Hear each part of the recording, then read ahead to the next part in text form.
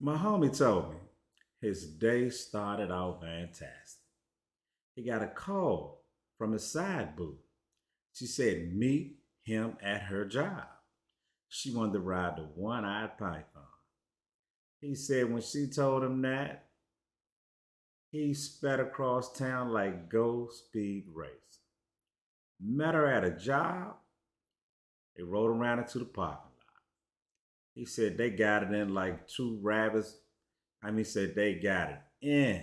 He said after they finished, he dropped it back off at her car. He heads home.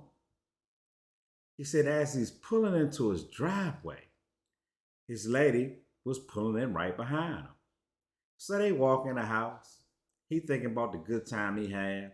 He in a jovial, good mood. Him and his woman walk in the house. They go in the house, they head upstairs. They both go into the bedroom at the same time. He say as he's talking to her, she was talking about something that happened during the workday. But all he was thinking about was, boy, I had some good punani in that truck a few hours ago. But anyway, he went to pull his keys out to put them on the dresser. But as he was pulling his keys out, condom hit the floor. He said his lady zoomed in on that condom like an eagle looking at a rabbit. He say she got the blasting.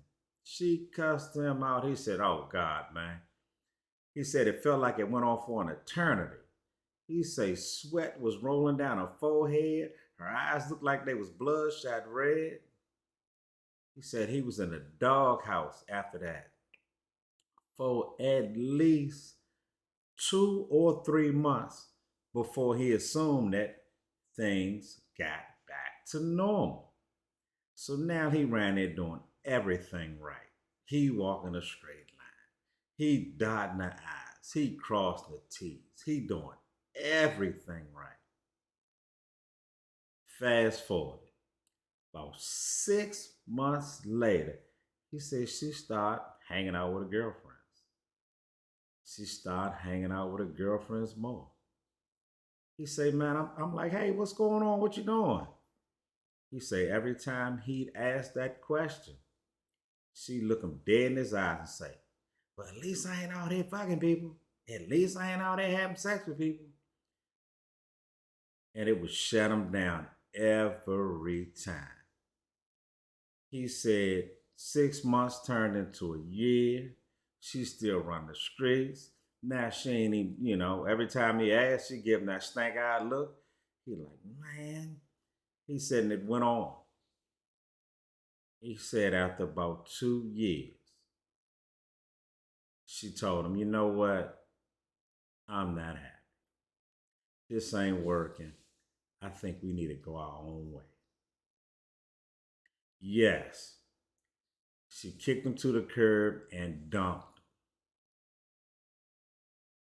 him. And after he told me that story, I said, dude, when that condom hit the floor, it was done. I said, it was over. And because this is my homie, I knew him and his lady. They were sharing the bills. As a matter of fact, his lady made more money than him. So I'm sitting there going, dude, you might have had a shot if you was the primary breadwinner.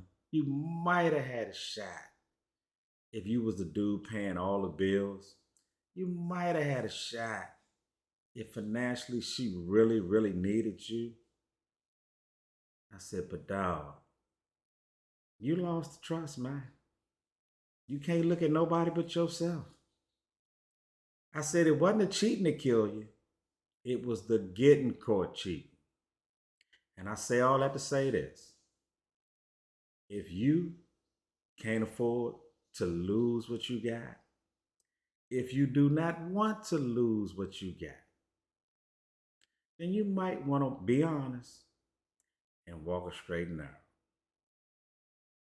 But if you're a gambler and you willing to risk it all, Just know, if you get caught, you just might lose it all.